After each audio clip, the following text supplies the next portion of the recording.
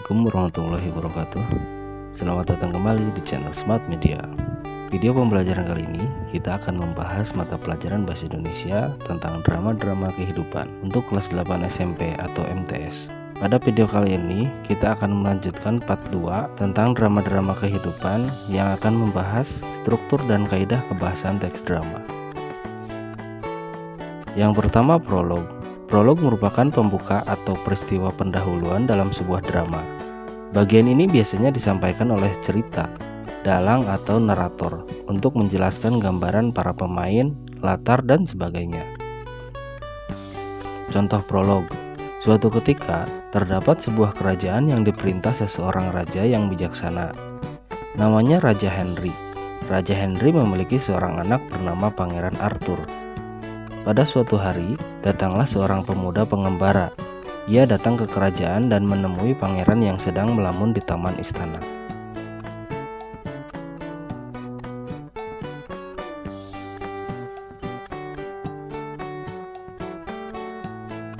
Berikutnya dialog. Dialog merupakan percakapan yang melibatkan tokoh-tokoh drama yang diharapkan dapat menggambarkan kehidupan dan watak tokoh, problematika yang dihadapi, dan cara tokoh menyelesaikan persoalan hidupnya. Contoh dialog. Amran bicara sendiri. Sudah jam 7:30 lewat. Kemana perginya Anhar? Melihat ke pintu dalam. Gunadi. Ya kak. Keluar menemui Amran. Amran pun duduk. Kemana katanya Anhar tadi? Gunadi pun menjawab, mau memancing ke tempat kita mendapat ikan besar dulu kak. Di dalam dialog tersaji urutan peristiwa yang dimulai dengan orientasi, komplikasi, sampai dengan resolusi.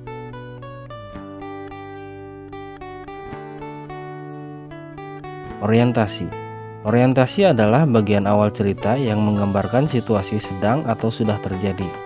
Contohnya pengembara. Selamat pagi Pangeran Arthur.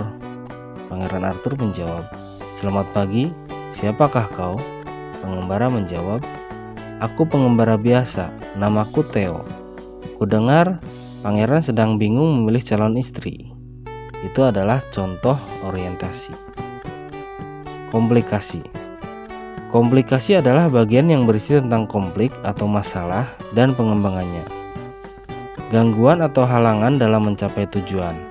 Contoh, pengembara berkata, Pak Tani yang baik hati, mengapa kau memilih istri yang gemuk? Pak Tani menjawab sambil tersenyum, ia adalah wanita yang rajin. Lihatlah, rumahku bersih sekali bukan? Setiap hari ia membersihkannya dengan teliti. Lagi pula aku sangat mencintainya. Pangeran Arthur mengangguk-angguk. Selanjutnya resolusi. Resolusi adalah bagian klimaks atau turning point dari drama, berupa babak akhir cerita yang menggambarkan penyelesaian atas konflik-konflik yang dialami para tokoh. Resolusi harus berlangsung secara logis dan memiliki kaitan yang wajar dan kejadian sebelumnya.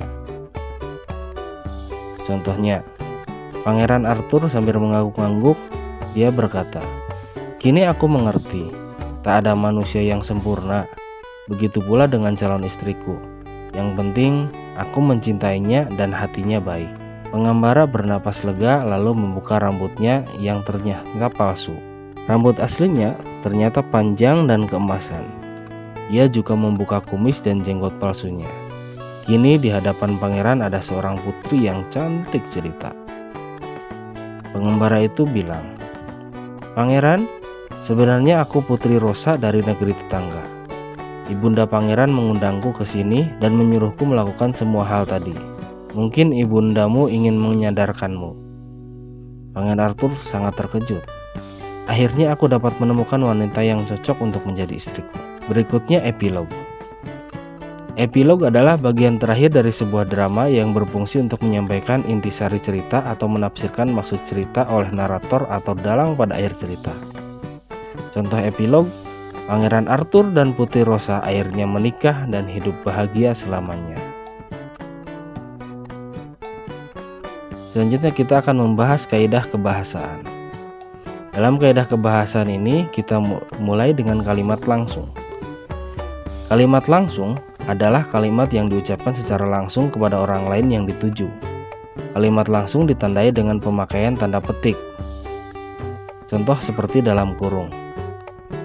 Contohnya, Yanto berkata, "Kamu sudah buat PR?" Agus menjawab, "Belum, ini baru mau pinjam punya kamu." Berikutnya kata ganti. Kata ganti atau pronomina adalah suatu kata yang dipakai untuk mengganti orang atau benda. Kata ganti persona dibedakan menjadi 3. 1. Kata ganti orang pertama atau tunggal, seperti aku, saya, atau jamak, seperti kami atau kita. 2. Kata ganti orang kedua, tunggal, seperti kau, kamu, engkau, anda, atau jamak, seperti kalian, kamu, sekalian, anda sekalian.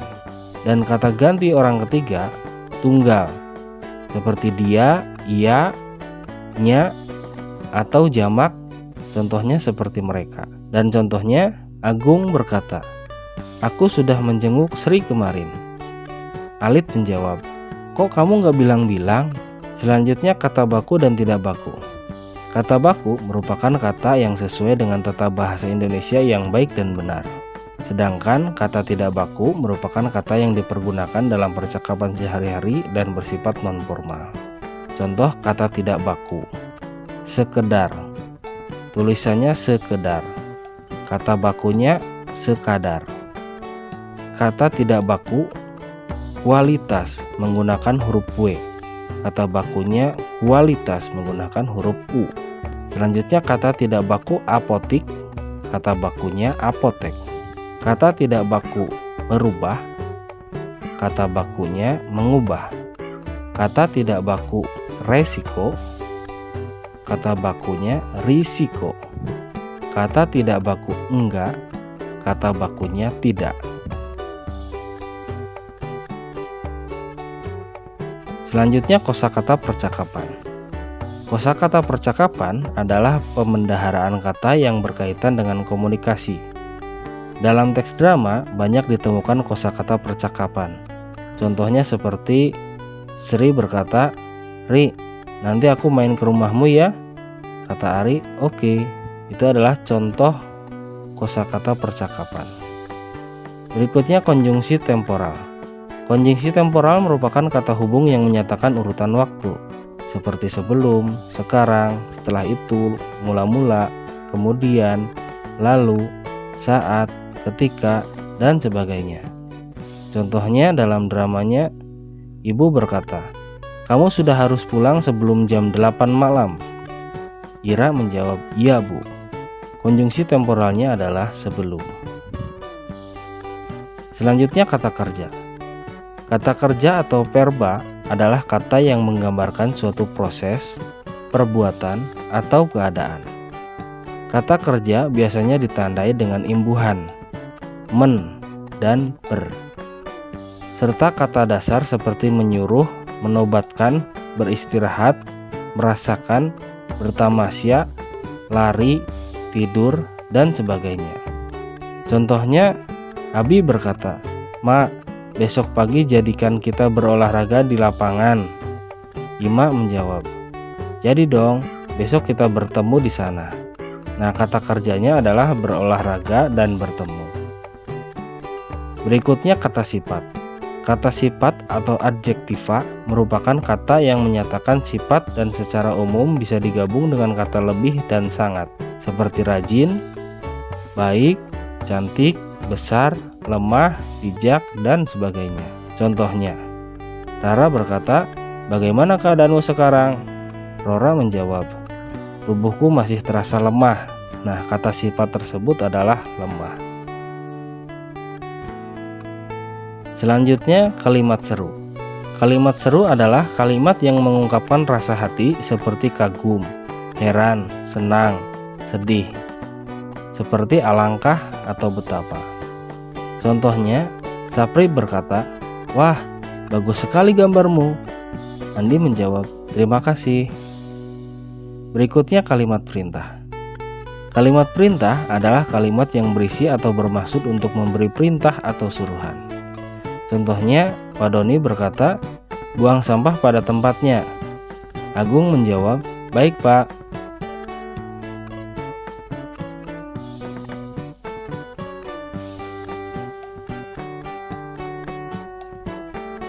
Berikutnya kalimat tanya.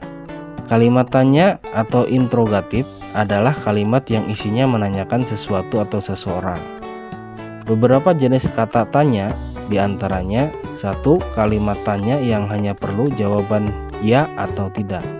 Contoh, Santi bertanya, "Tiara, kamu suka sama Dio?" Tiara menjawab, "Tidak." Kedua, kalimat tanya yang tidak perlu jawaban atau retoris. Contohnya, ayah bertanya, "Coba kamu bayangkan perjuangan ibu membesarkanmu." Ayu terdiam sambil membayangkan perjuangan ibunya. 3. Kalimat tanya yang memiliki tujuan selain bertanya. Contohnya, A. Kamu mau tidak mengambil barang di sana? Itu adalah permintaan. B. Kamu mau bekerja di sini? Itu adalah ajakan. C. Masa kamu yang berpenghasilan tinggi tidak punya uang untuk bersedekah? Itu adalah sindiran. Dan selanjutnya, untuk menulis teks drama, yang pertama adalah menentukan topik, yang kedua menentukan tokoh dan penokohan, yang ketiga membuat kerangka alur, yang keempat mengembangkan kerangka. Baiklah, sekian video kali ini. Terima kasih telah menonton video ini. Tunggu video-video selanjutnya. Jangan lupa subscribe, like, and comment. Semoga video ini bermanfaat. Wassalamualaikum warahmatullahi wabarakatuh.